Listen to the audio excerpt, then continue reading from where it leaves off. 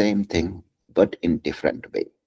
So what we do here, we calculate the dynamics of each gene at each time point, but it comes either 1 or 0, depending on how these, like the combination, for example, adjacency matrix and the state of the gene at certain time point, whether active or inactive.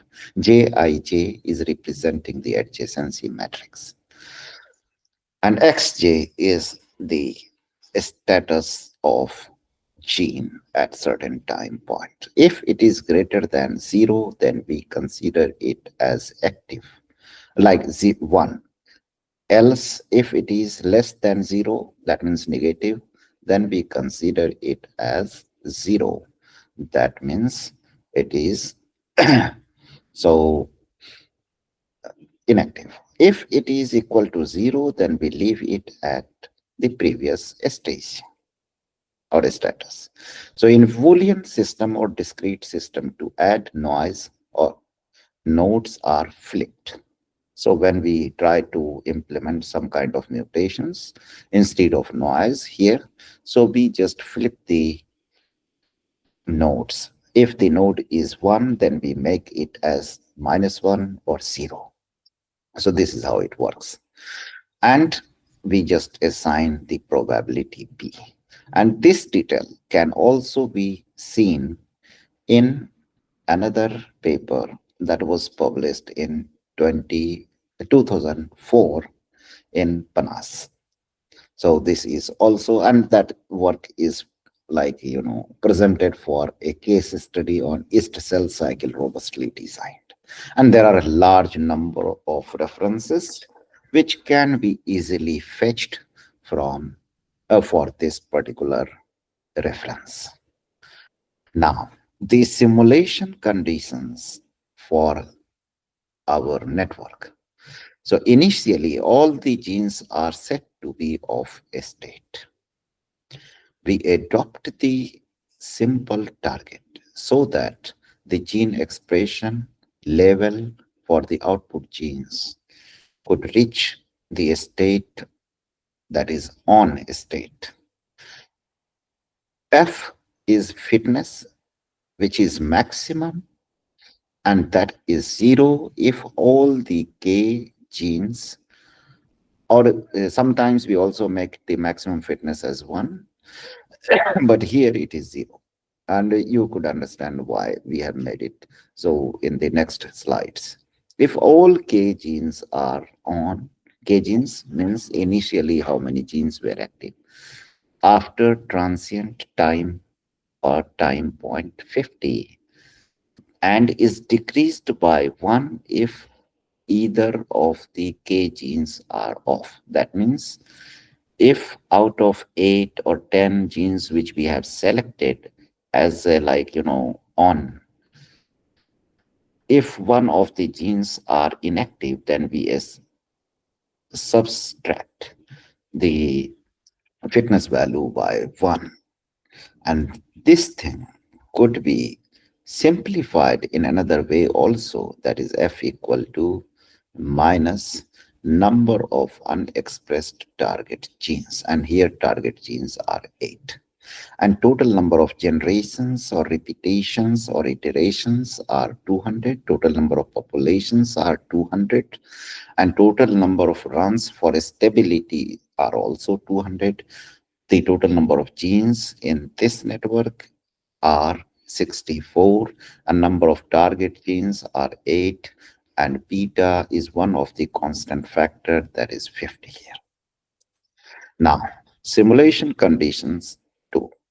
Simulations were run at different noise strength. For example, 0.01, 0.0, 0.02, 0.1, and 0.2, 0.4. For the continuous systems, we reproduced the same result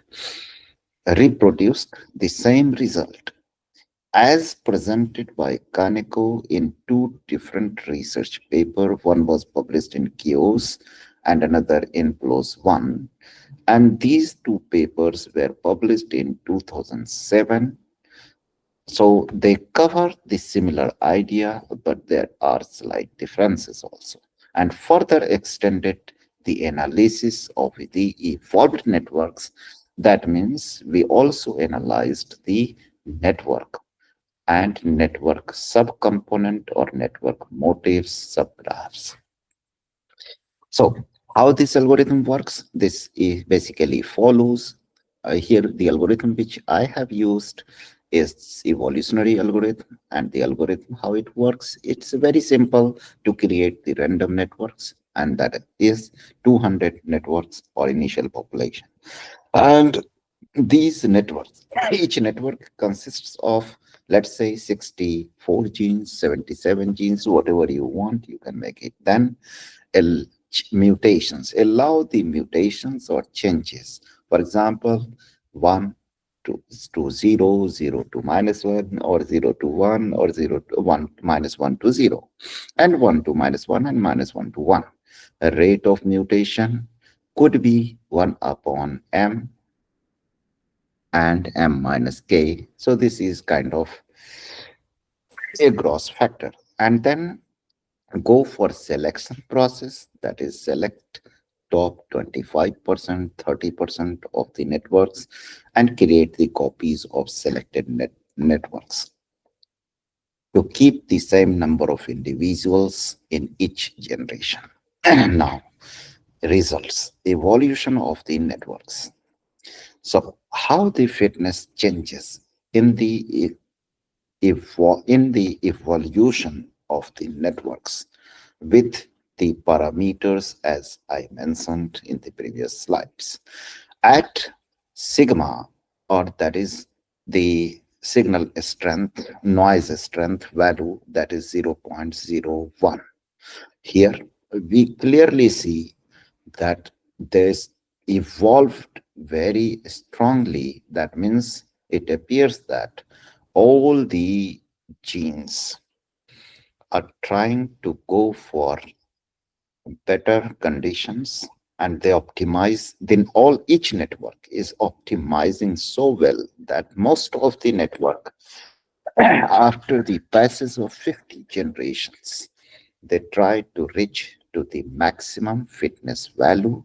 So at 0.01 sigma noise strength also, and 0.25 also. Top fitness, that means the best fitness value, that is represented by blue line.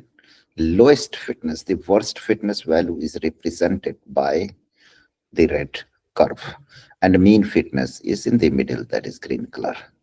So what we see here, there is fluctuation of course, but even the lowest fitness value is still trying to reach to maximum values.